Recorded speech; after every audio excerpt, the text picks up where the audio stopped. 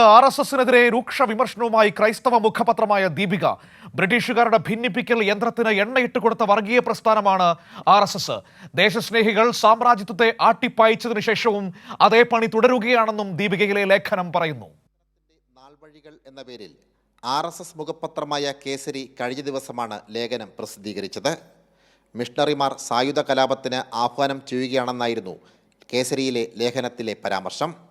ഇതിനെതിരെയാണ് ദീപികയുടെ അതിരൂക്ഷമായ മുഖപ്രസംഗം.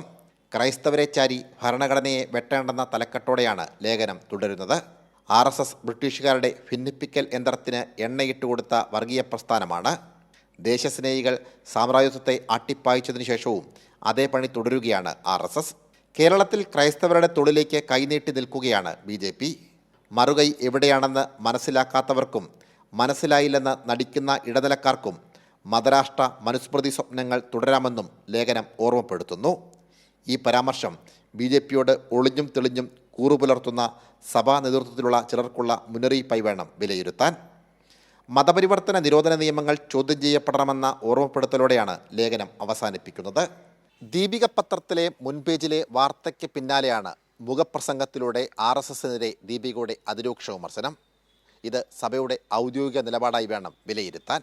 സാംജിത് ആർപ്പൂക്കരയ്ക്കൊപ്പം സനോജ് സുരേന്ദ്രൻ, കൈരളി ന്യൂസ്, കോട്ടയം.